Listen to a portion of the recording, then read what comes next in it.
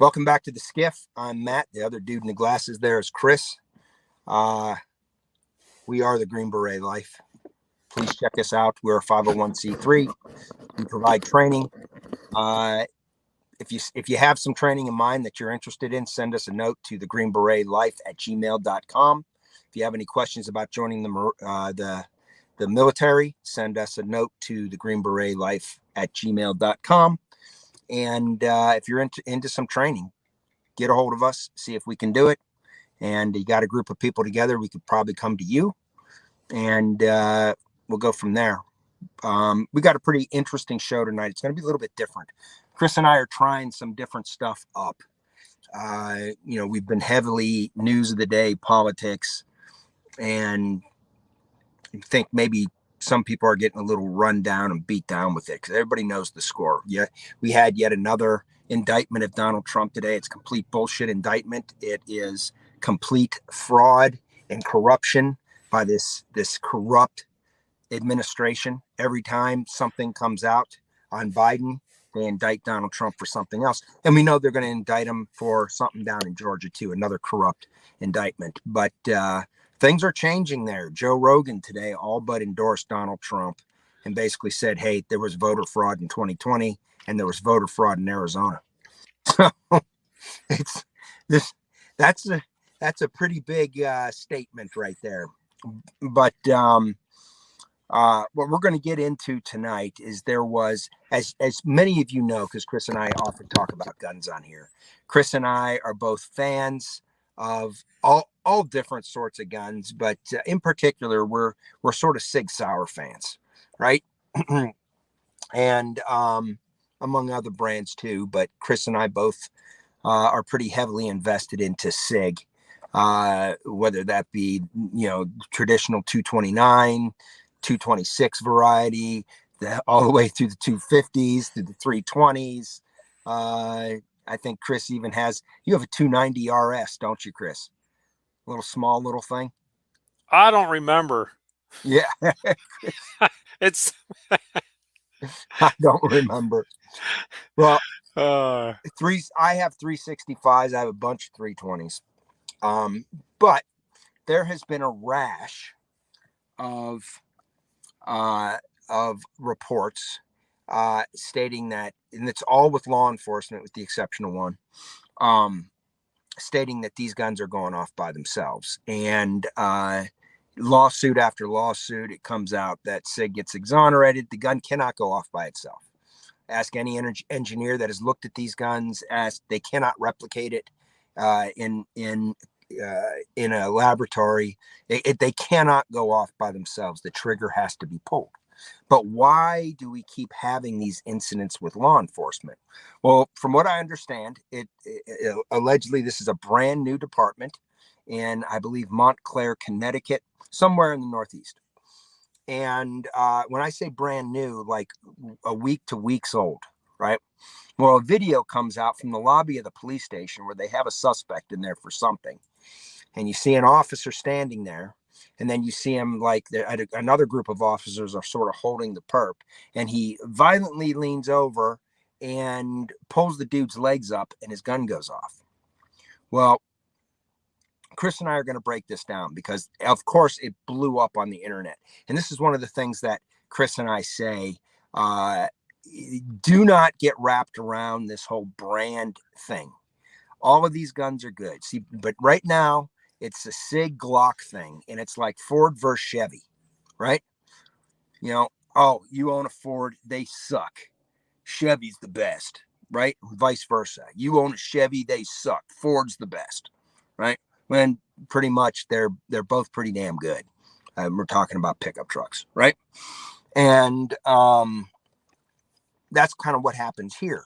And where we really have to be careful is a lot of these lawsuits that you see, these class action lawsuits being brought on behalf of these police officers that have had these issues are really being funded by the Bloomberg anti-gun groups because they would love to damage. Sig Sauer is the biggest and the baddest of the gun manufacturers out there. Sig USA enormously successful, enormously ingenuitive, and they're constantly coming up with new stuff. They're winning contracts everywhere, and part of this is an effort to hurt Sig Sauer.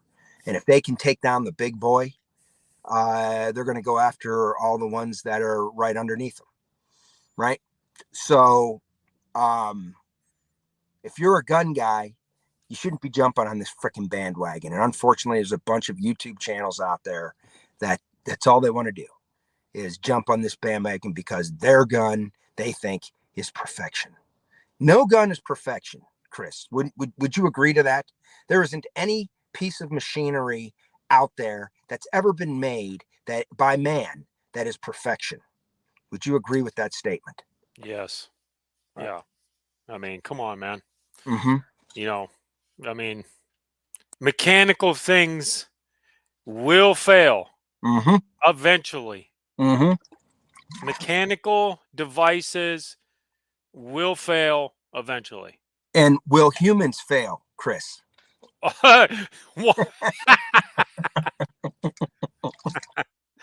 even even with proper training, humans will fail. Humans will fail. Even experts can make a mistake. Just lose your train of thought, become undisciplined for 1 second. Maybe you're tired. It doesn't matter. Anybody can make a mistake, right? We're fallible. We're human, right? So that's what this is going to be around. And one of we took a bunch of information from, and he turns out he's spot on when you see Sig's response to what happened. The Yankee Marshal, and sometimes he really pisses me off on things, but the guy is consistent and he does not do stuff to gain viewership or anything else. In fact, he pisses off his viewership and he'll intentionally make videos that he knows that are going to cost him viewers because it's his opinion. So you got to respect the guy. You don't have to agree. This is kind of where Chris and I say we are in this country. You got to respect somebody that's honest. You know what I mean? We got a comment. What's the comment, Chris? Okay. We got a couple comments here, right? Mm-hmm. This is from aspiring Green Berets and Army Rangers. Okay. My gun went off too. She's pregnant. There you go. Well, Here's how could he get pregnant? here's the here's the other comment. Life is constant. Life is a constant fight against entropy. Yeah. There we go. Yeah. So yeah. So this is sort of where we're at today with this type of stuff.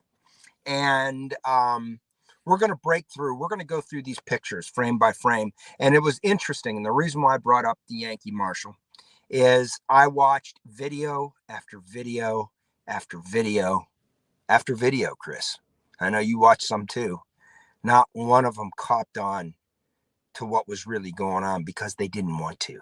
They had a narrative in their brain already. And they're like, my brand Glock is better than Sig. Sigs suck. So I'm going to push this video because I know Sigs suck and they screwed up again. And these guns just go off by themselves.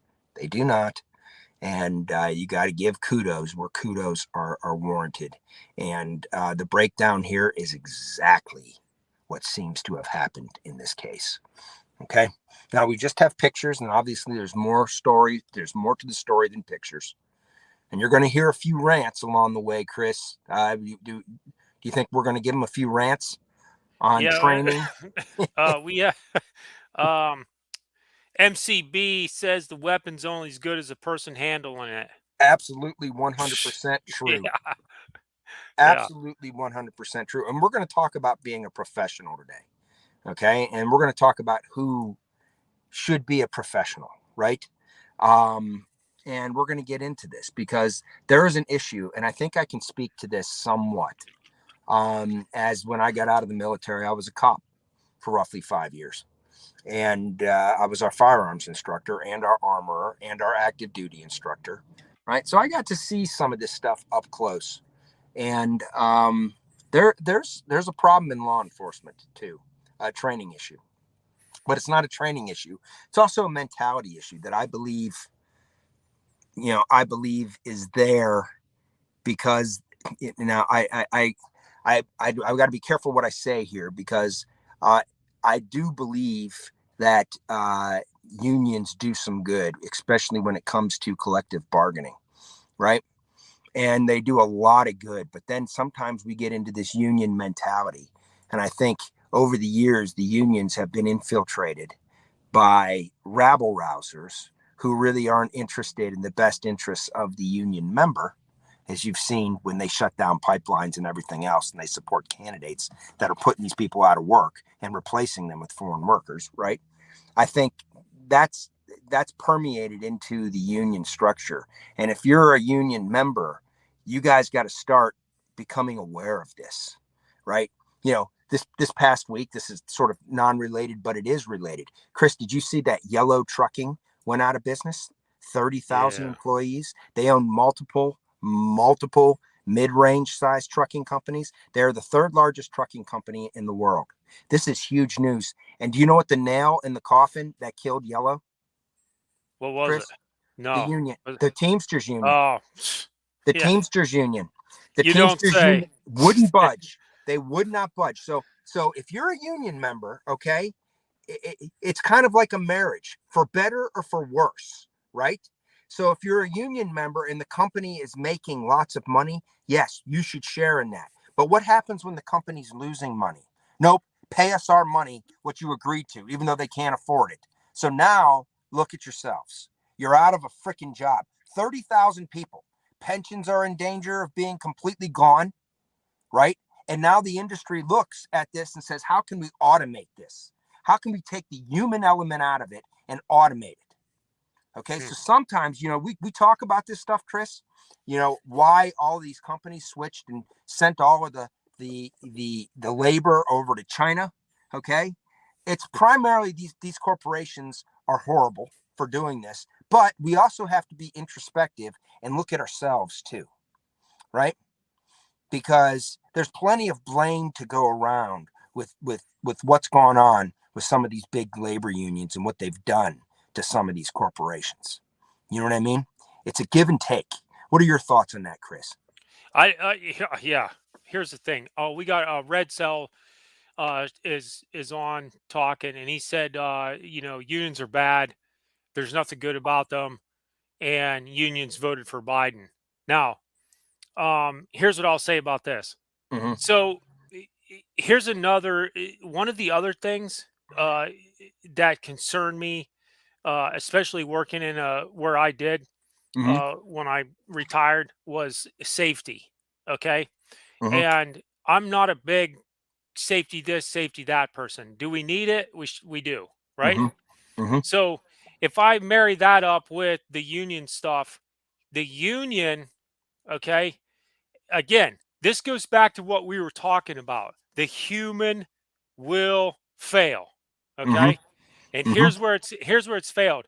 If the union is pressing, and this is where it's failed, and I might be totally off base here because I've never been a union member. Mm-hmm. Okay? Never. I don't plan on it, right? Mm-hmm. But here's what I'm saying. Humans failure was getting greedy. That's what I'm saying. Okay? Mm-hmm. And now look what just what you said, that greed has led to us pushing these jobs, all this stuff out of uh Mm-hmm. out of America into China. That's led to greed. We can't even make simple stuff in this country anymore because of that. You Yeah, know, and okay? that's part. That's not all blamed on the union. It's a combination of things. I have been a union member on multiple times in my life, from Teamsters to the police union to all of this, right?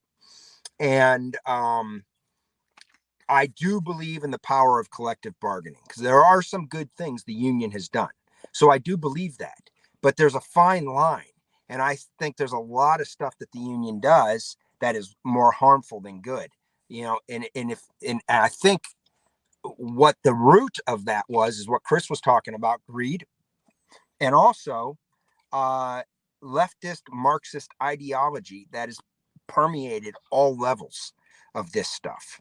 So you'll often know that you'll know a plumber, an electrician, and they're pissed because their money's got to go to this union, and the union they have issues with on some things, and the union takes their union dues and part of it and goes and puts it into candidates that they don't support, right?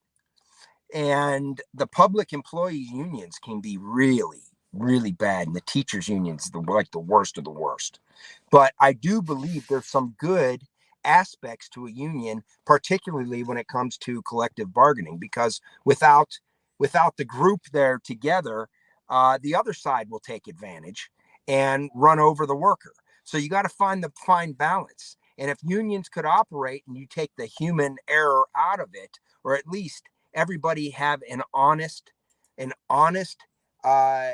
foot forward as to what each one of them expects. And I think somehow something should get written into the union contract that when the company makes money, we make money. If the company loses money, we lose money, right? We cut back. And if you don't have that give and take, how could a corporation survive? How could they survive? And they can't. So, how is this tied in? It's about responsibility, humans failing. It's about unions, because all these police departments are unionized. Most of them are. 99% of them are, right? And we have to take that into consideration here, okay? And there's very rarely a time when the blame cannot be passed around a little bit. And if we're going to be honest brokers in a negotiation in anything, sometimes we have to be introspective and say, where did we fail, right? Where have we failed? And how does that come back to this whole gun thing, right? Well, here it is. We've had numerous lawsuits, Chris, with the 320 from police departments. Numerous instances of these things going off in a holster, or we find out not in a holster. Sometimes when these lawsuits happen, we get reports of a woman who had a gun in her purse without being in a holster, right? Bouncing around. What is going to happen if you put a loaded gun in a freaking purse without being in a holster where the trigger guard is covered? What's going to happen, Chris? Something is going to happen. Something. Something's going to get it. Something's going to happen. I don't know what, but it kind of sounds like that gun's going to go off. It sounds like something that's going to be undesirable is going to happen, right? Yeah. So another instance where a guy goes into the gym and it's a cop. These are police officers. The gun gets wrapped up in a towel. Is a towel a proper holster, Chris? Not where I come from. It's not. No, hell no. Right? It's a little redonkulous. There was another one here in Wisconsin. It was a car chase. It was on one of the expressways. They get out, the camera from the cop's body worn camera, his finger is on the frickin' trigger as soon as he pulls that gun out of the holster and he's getting out of the car. His fat little fingers are right there on that trigger, and guess what he does? Because it's high stress, what does he do, Chris? Pulls that trigger off. Pulls the trigger, and oh my, the gun went off. Just went off, right? Now, we always talk about this. Glock had the same issue when they introduced Glocks and they were replacing revolvers and guns with safeties back in the mid 80s, especially New York Police Department. That's where the term Glock leg came from. But most people today weren't into guns back then, or they were too young, or some weren't even born. So they don't remember this. But this was a huge issue back then. And it wasn't the gun then. It ain't the gun now. Okay. But we're going to get into this incident with this Montclair police officer. I believe that's how you pronounce the police department of the city. And immediately the chief, after they just bought all these new guns, replaced all of them with Glocks at a cost of something like $25,000. No investigation was done, Chris. Just a knee-jerk reaction by some police chief. And then we're going to wrap this up by talking about some of my experiences and what I think are part of the problems. And it gets back to that union question we were talking about, and it gets back to individual responsibility, right? And this is going to make sense when I wrap this up in a little bow at the end, okay? On that union mentality and how this makes sense. Because you're like, union, gun going off, what the hell? I'm going to talk about it. Okay, so do we have some of those pictures ready to put up, Chris? Yeah, let me pull them up. The first one I want to see is the one the dude's just standing there with before he goes to pull this dude's legs. They've got a perp in there, and there's a whole bunch of cops around him. One cop is on one arm and one's on the other. He's handcuffed, and for some reason this guy decides he's going to reach down and lift his legs up for some reason. And I don't, he's wearing shorts. This doesn't make any sense to me. Like maybe he saw a boot knife or something, but that should have been caught before they ever put him in the car, right? I don't know more about this particular incident than this, but we're going to start with that picture and we're going to discuss some things. Okay, you can see this picture right here. I want you to pay close attention to his firearm in, where the holster is. Okay, I'm going to give a little background here. These cops are using a Safariland holster that Chris and I are both very, very, very familiar with. Police have to use, in most cases, what's called a level 3. Chris, do you want to describe what a level 3 holster is? Yeah. So a level 3 holster, okay. It usually, now this might be, it usually has a self-locking system. Okay, some kind of self-locking system. Different manufacturers may call it something different. Okay, so that means when you slide, the action of actually putting the gun into the holster, this self-locking system will grab the gun at some point. Okay, that's going to be your first lock, right? Mm-hmm. And then, actually, let's look at this Safariland, for example. So Safariland's the most popular level 3 holster out there by far on the market today. So let's take a look at that. The Safariland product, apparently on their website, discusses how their self-locking system grabs the ejection port of the pistol. So if the gun is inserted properly into the holster, this system will grab, there's a claw there that grabs the ejection port. So it kind of locks it in. It's not going to, he can run or jog or whatever, it's not going to bounce out. But at another point, there's a veil that goes across the top that we're going to see. You can almost see it on this, in this photo. It's a hood. The hood, okay, comes across the back part of the weapon, and that's not automatic. So that has to be done manually by the guy or woman person carrying the actual pistol. Okay, so there's 2 locking systems here. That's going to be an example of a level 3 holster. Okay, so it's one of these things. The reason why police departments require this is it makes it very difficult if you're wrestling with a suspect for him to be able to pull that gun out of the holster. Okay, because there's several different actions that are required in order to release that gun. Okay, and that's why a lot of these guys are very vulnerable in a car with a seatbelt on. And if they have proper training, they should have a backup weapon that they have easy access to while they're in the car. So somebody can't, like in Philadelphia a few years ago, ran up to the cop car and started blasting the cop that was in it. And he was still able to get his out and return fire, but he took multiple rounds, right? So there's certain techniques to get around these. Okay, if you're in a car, because that's when you're vulnerable. If you've got a level 3 and you can practice with this, you can draw that extremely well. But being in a squad car with a seatbelt on makes it difficult, to say the least. Okay, so that's why they're out there. So that brings us back to this holster, and Chris was talking about. There's a hood, which kind of is like the final mechanism that goes up and around the rear of the slide of this firearm, and you can very clearly see that the pistol here, and we've got another picture of this up close, but I don't know if it does better. We could probably put it up, but you can very clearly see here, okay, that this pistol is not back in its holster and it's riding high. And this poses another question to me, because most of these holsters, if you get the gun this far, it'll at least fall all the way down unless there's something in there inhibiting that holster from going all the way in. Okay.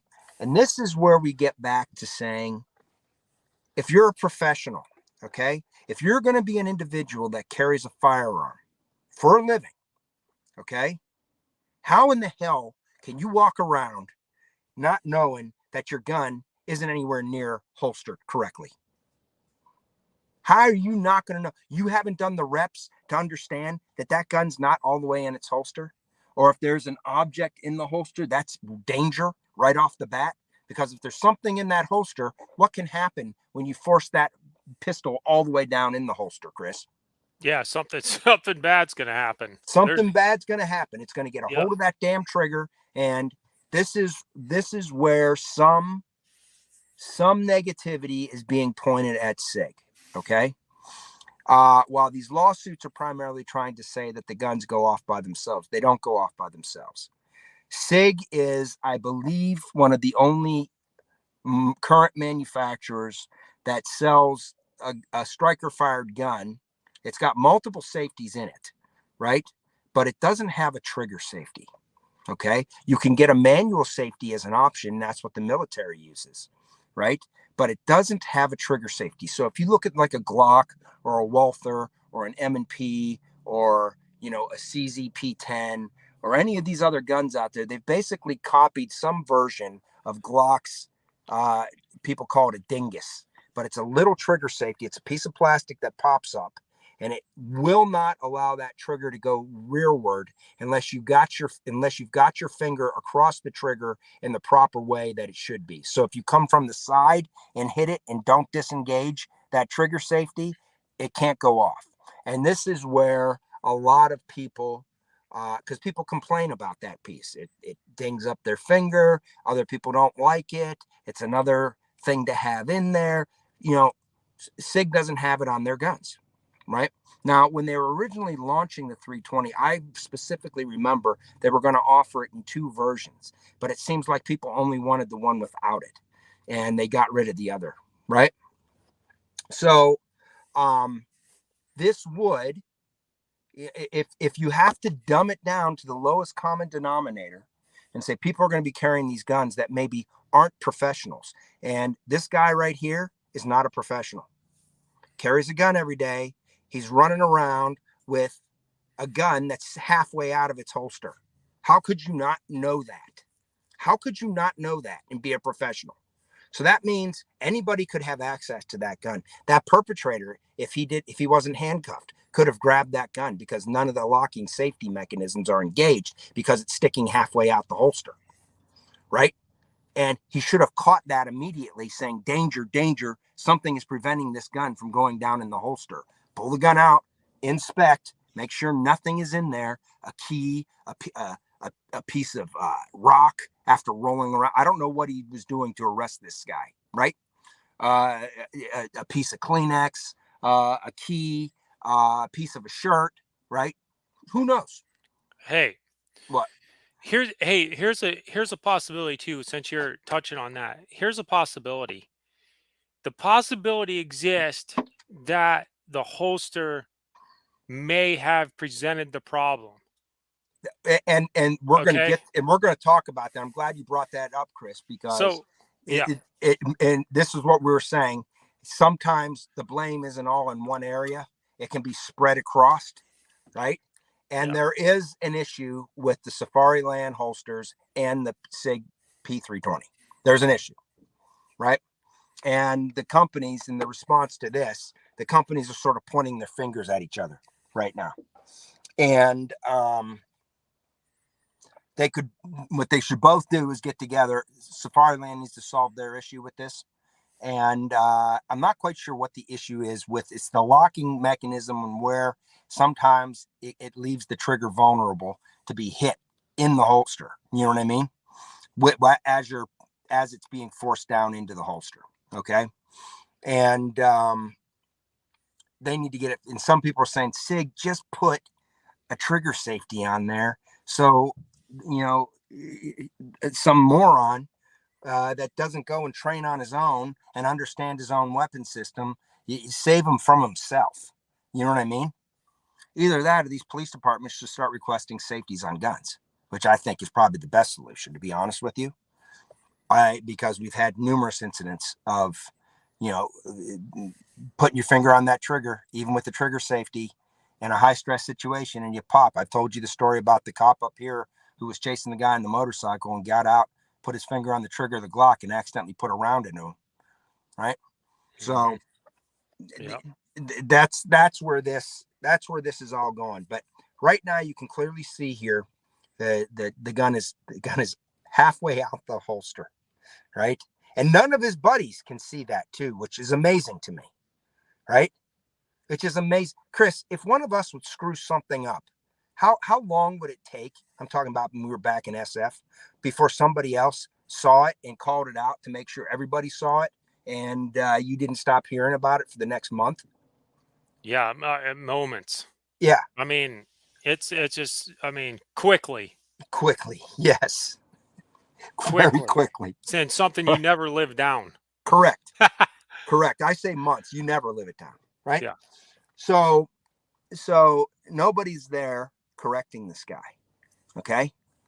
And let's flash the next picture up of the holster close up. Do we have that? Yeah. Is this? We can go to that one. This is just sort of highlighting where it is, where his belt line is in the back. It's showing it up and out of the holster. It's not. You can clearly see the hood. You can clearly see the hood right there, right where Chris is pointing out, and it's open. The gun is up. Something is holding that or keeping that gun from being able to be seated fully in that holster. And here's another thing. If there is something in there, like say it's just a holster issue, right? And you start to force that back down in there and it pushes that slide back just slightly, that'll release some of the safety mechanisms, which will cause the trigger to be able to be pulled even easier. Okay. Or fire even easier. Okay. So that's another issue there. Just a touch, so if all you got to do is pull that slide just a touch, not to where it's totally out of battery, but just a little bit, because that's how those safeties work. When you feel creep in a striker fired gun, it's releasing the safeties, right? And that's what's going on. What's the next picture we have, Chris? Do you have one where he's sort of bent over into the side of his buddy, pulling the dude's legs up?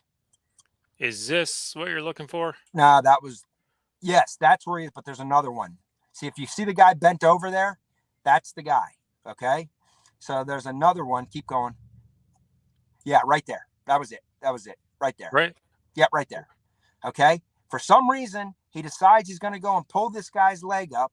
And this is the guy whose holster was sticking up, right? The gun was sticking up out of the holster, right? Now he's jamming it into the belt of the guy that's standing right there, right?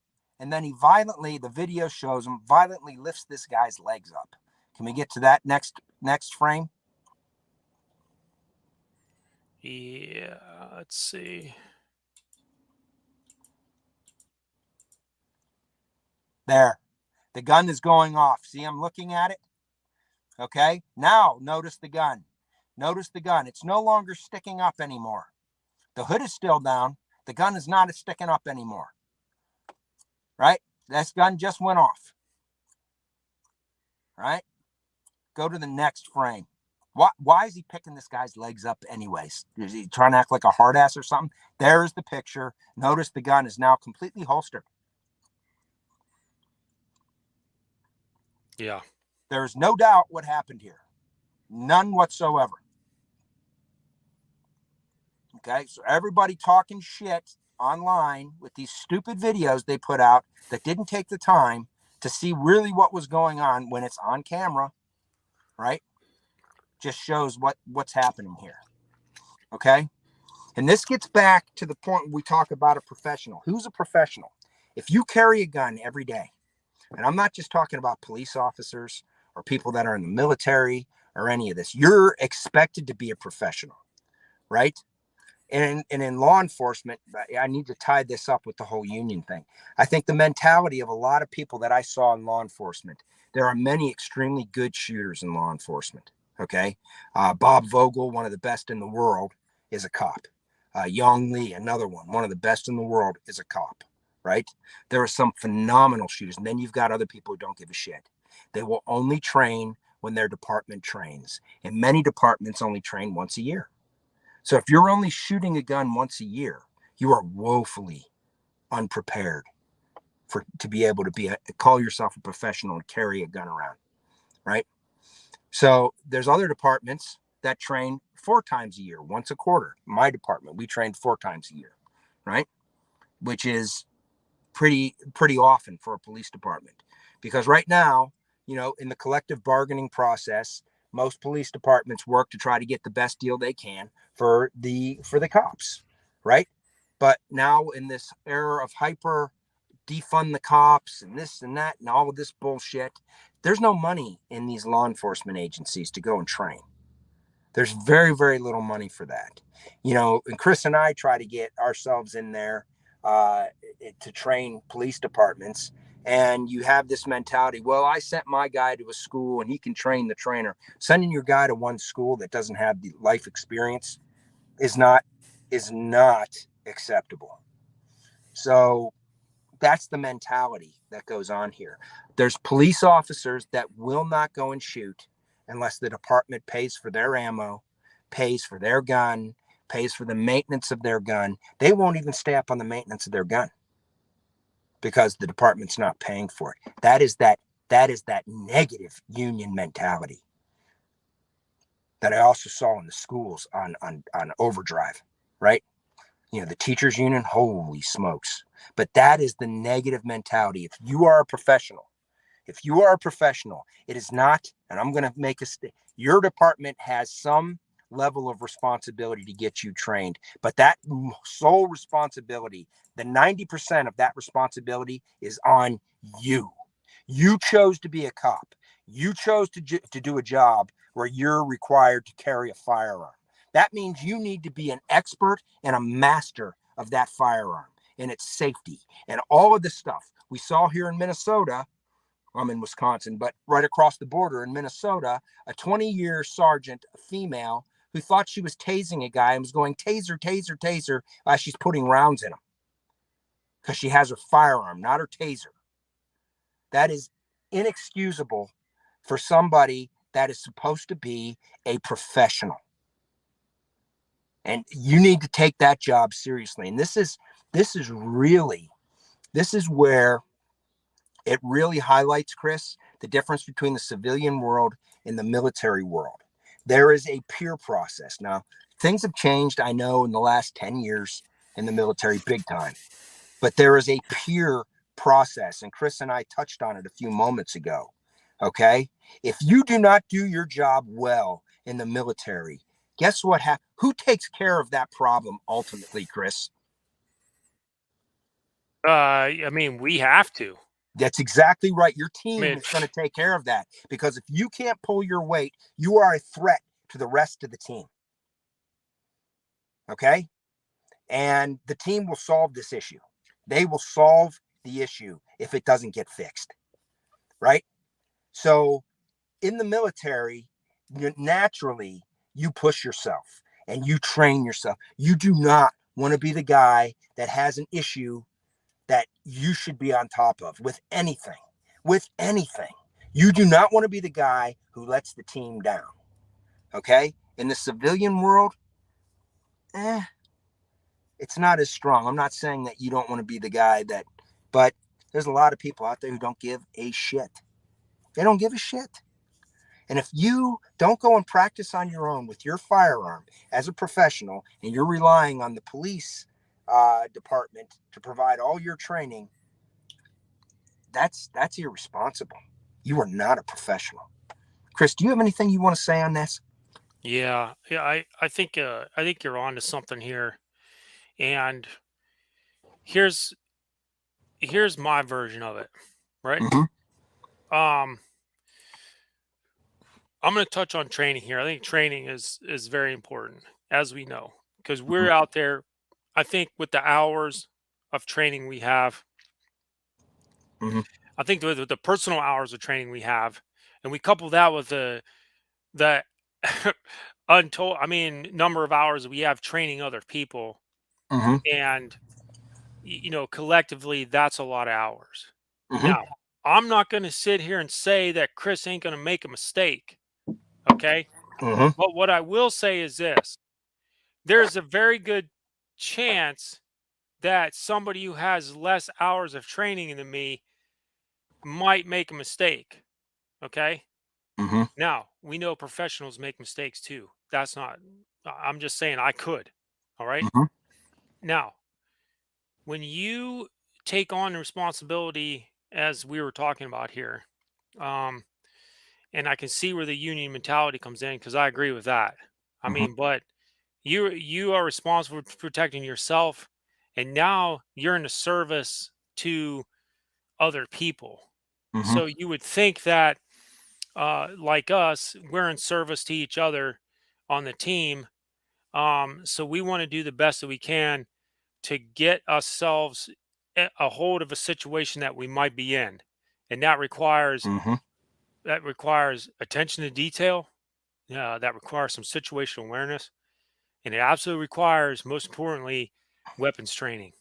Mm-hmm. So I think if these police departments are going to have this sort of weaponry, then they definitely need to put some more training hours into it. But we know from over the past couple years how that's been, So it's and got to be an and individual responsibility. I think so. I mean, I really do. So it gets I get it. It gets pricey. I battle that too.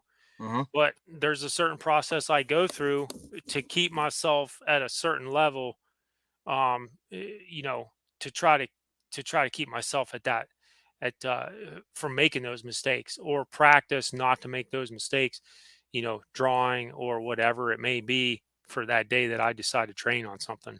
Mm-hmm. You hit on something there, Chris, because you don't have to go out and shoot a million rounds, right? The most proficient shooters are those who shoot more often, less number of rounds, because we have a finite concentration span. Okay, and if you reach that threshold, you're just throwing lead down range, and you're not getting training, and sometimes you might be reinforcing bad fundamentals. But what a professional should do, okay, a professional should be thinking through scenarios. Chris and I call this wargaming, right? Thinking through a scenario. What would I do here? Okay. Constantly. When I was in the schools, every time the bell rang in between, I walked to make sure everybody saw me in that school. I knew what was going on. I checked every freaking door in that freaking school, every class period every class period. And if I knew someone was coming into that school and they left like workers, I was there to make sure those doors were secure. These are like stupid little things. But then I would run in my head, what if somebody did this? What were some of the tactics that I would come up with to utilize if somebody came in this particular entrance, if they came in when they were changing classes or whatever they were doing, right? These were the scenarios I worked through my head. If I was on a traffic stop, I had scenarios in my head. Okay, I'm going to come up from the opposite side of the car. I am going to be ready for anything. If somebody jumps out of that car, they ain't getting the jump on me. You know what I mean? I'm going to stay in a position where they don't know where I'm coming from. I'm going to be there. I'm going to handle the situation and control it. Right? These are things that you have to think through. And part of this is I'm going to practice my draw today. If somebody jumps out of that car, I better be very proficient on my draw. That might be something I go and work on. Boom. Just reps, critiquing myself, figuring out what's going wrong. What's the issue there? And sometimes I would do that before I went on shift, right? I would also think, okay, what if somebody try to get a hold of my weapon? What would I do? There's training scenarios that people have gone through. Okay, reinforce those scenarios in your brain. This is part of being a professional, because if you don't practice these things and you don't think of the what ifs, your brain isn't going to be prepared to deal with moving to action, right? Because moving to action, even if it's not the same scenario that you had planned in your head, if your brain is prepoed for it, you're going to be way ahead of that situation. And that's part of being a professional, knowing what the gun feels like when it's secure. I just can't think of, Chris, we talk about setting your belt setup and a drop leg setup, right?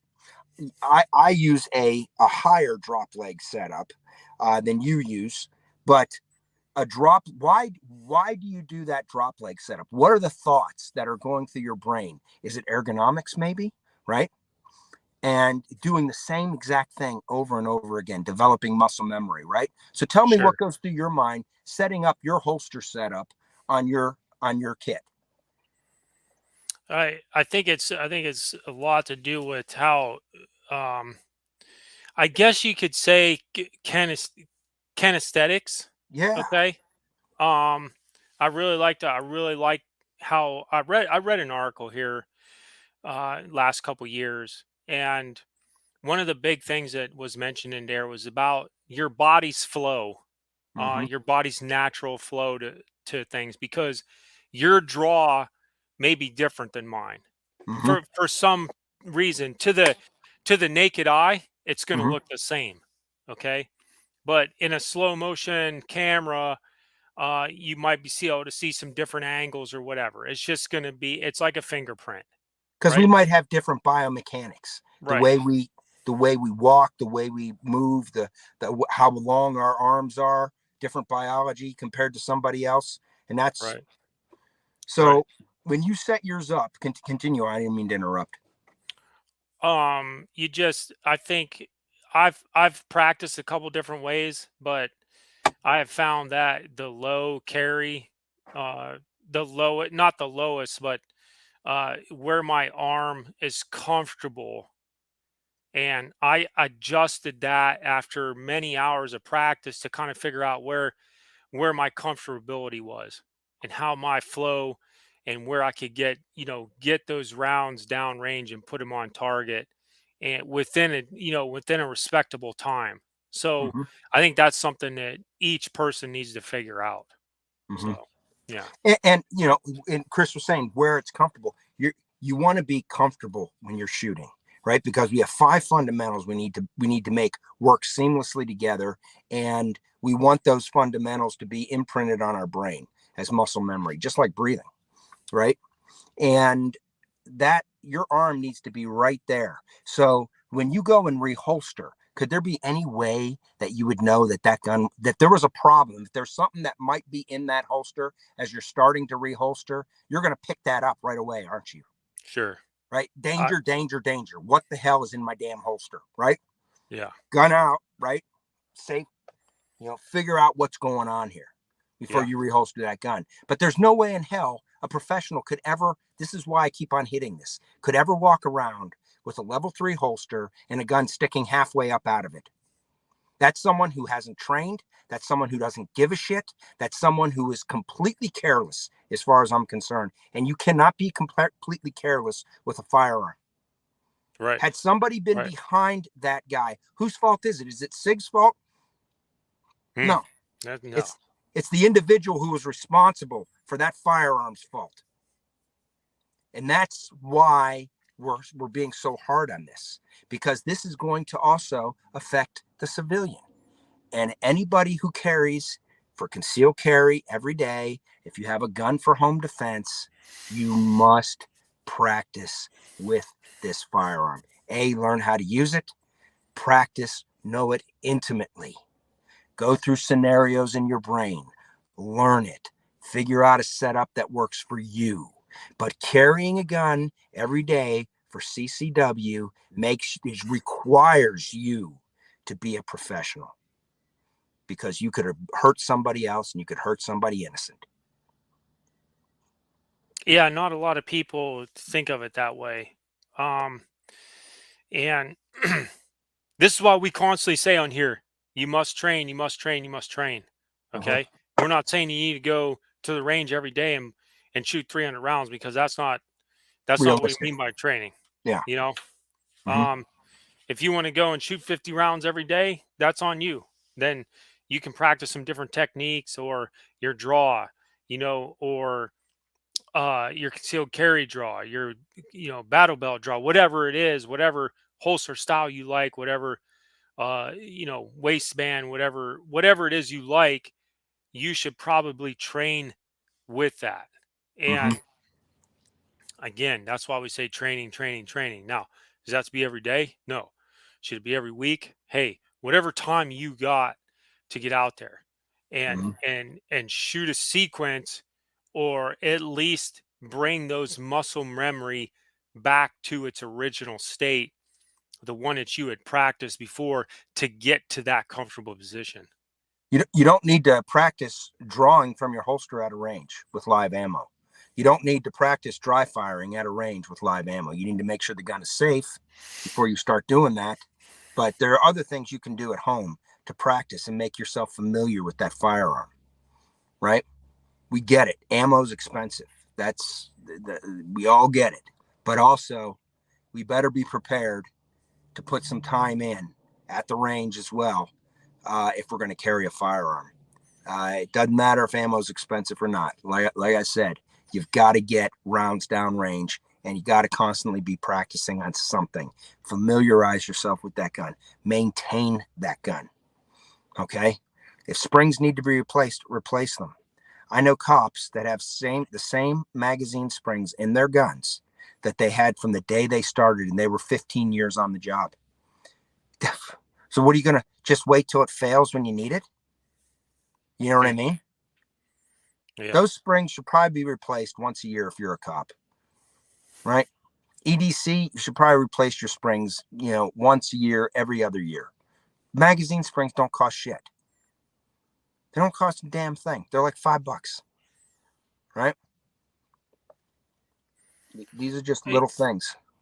and there's a lot of little things that go into this, and I agree that you should know if your gun is holstered properly.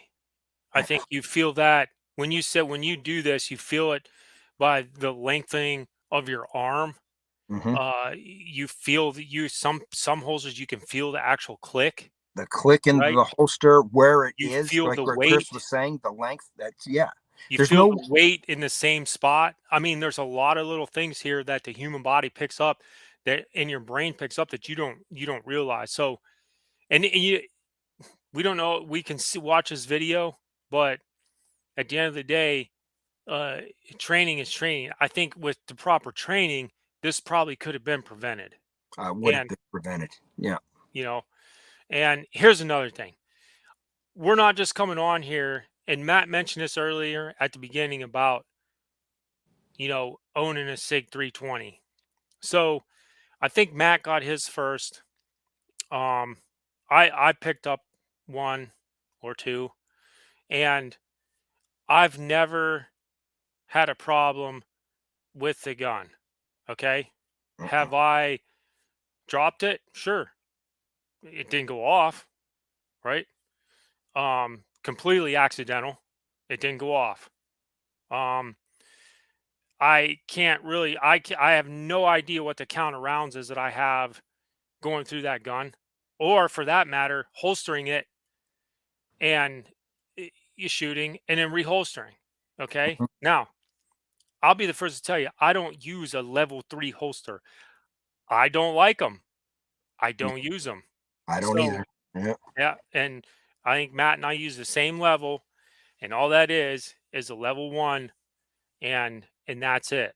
So, if if you were wondering, or is there any doubt in your mind that we came on here and we were saying, evaluating somebody's ability to train or shoot a gun or holster or reholster a gun, okay, just know that Matt and I have never had a problem with our guns in the holster just going off by themselves. Okay. the, Okay. the gun Oh, physically can't. If you know how the gun works, and the 320 is a simple gun. When they're very once you take them apart a few times, you're going to understand how they all work and go together. There's no possible way. None of these guns do. No quality modern firearm that's from a major manufacturer goes off by itself. They don't. They are susceptible to sloppy humans. And the sheer number of these SIG 320s that are now out there. You notice they're not having any trouble in the military with these. Why? Because they've got a safety. Well, what does that tell you? If it's going off, that means the trigger's being pulled because the safety is blocking the trigger from being pulled, right? So if there was an issue with the gun, they'd be having them across the board. Law enforcement is having them. There was also a guy named Genghis Khan who was doing his first steel challenge match, and I can probably with high probability his shirt got caught in that thing, and when he raised his arms, the gun went off because the shirt pulled on the trigger inside the holster. So, but otherwise, it's all law enforcement. It's all law enforcement. There was an issue with the 320s if you dropped them at a specific angle because they were using the big, heavy, chunky trigger and momentum, even though they passed all the drop tests. If you dropped it a specific way and it landed a specific way, it could go off because of momentum of that trigger. That's since been solved. Additional safeties have been added, and a light trigger, a skeletonized trigger in the gun. They don't go off if you drop them now. They don't go off if people beat the shit out of them with a hammer, which you should never be doing to a firearm anyways. But that sort of left SIG a little vulnerable. And it's all around the trigger design because it doesn't have that extra safety. I think SIG pretty much expects people that are going to be using this gun to be a professional. And yeah, I think at this stage, honestly, I think, Chris, and I think you and I talked about this already a little bit, but safeties should be on law enforcement's gun, right? Safeties would completely eliminate this issue. And with practice and training, you're going to be able to draw a gun with the safety as fast as you'll be able to draw a gun without one, right? yeah. So, and that's, I mean, and even if you feel more comfortable, I would never hold it against anybody. And it sort of seems to be you got to run a safety. SIG does offer a safety on all of their guns, 365, the 320s, all of them. You can get them with safeties, right? You can't get Glocks with safeties, right? I think striker fired guns, if you want to run a safety with it, that is very prudent, right? If you're a professional, do you have to run a safety with it? No. But a safety, I can guarantee you, would have eliminated every single one of these issues that happened. Every one of them. And that's the long and short of it. Or the trigger.